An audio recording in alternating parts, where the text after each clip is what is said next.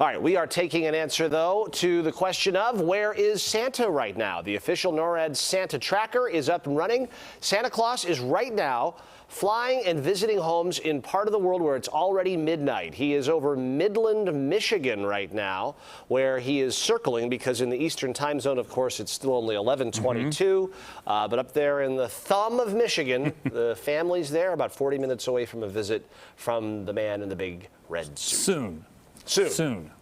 But he will not be landing with the crunch of snow under the hooves of the reindeer this year. And thankfully, the visibility has improved a little bit, so we won't have as much of an issue with the fog that we had earlier in the day, which we know has caused some problems. The forecast for tomorrow, though, does cause some problems for some travelers. And if you are going to be traveling tomorrow, especially if you're traveling by vehicle, you're going to want to know the timing of the rain. Thankfully, the visibility is improved. We still have some low clouds hanging across the city, and I think those are going to stay with us all the way through tomorrow.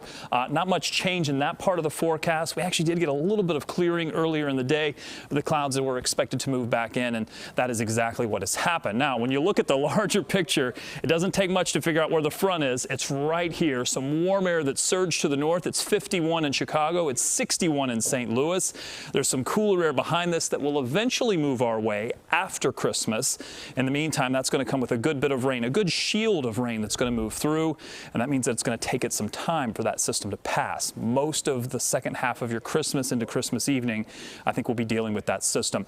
I just threw the visibility map in here very quickly just to show you that the numbers have improved, although there is still a little bit of patchy fog that may be developing up along the Wisconsin line.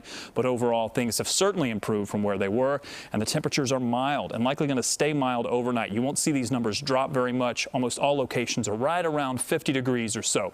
So here's your timestamp, and I'll stop throughout the next 24 hours or so to show you that temperatures holding, clouds staying with us through 6 a.m. tomorrow. The rain has actually continued to delay just a little bit, so that by 9 a.m. I think we'll start to see a few showers. But if you're early in the morning, I think you're going to have a better chance to avoid some of the heavier rain. And then once we get through about midday, that's when I think we'll see more of this scattered shower or rain move through, continuing into the afternoon and likely into the evening as well. Continues to slow down or at least delay the timing a little bit, which means that also the wrap-up of the timing is also going to be a bit delayed. May also be a bit breezy tomorrow, especially during the afternoon. Shouldn't cause too many problems, but just want to make you aware it's going to be breezy, it's going to be wet. It's really not going to be the best day for driving. Tuesday does improve. Here's early Tuesday morning. We do have a few showers around the area, but overall a much cooler forecast as the temperatures are going to be dropping.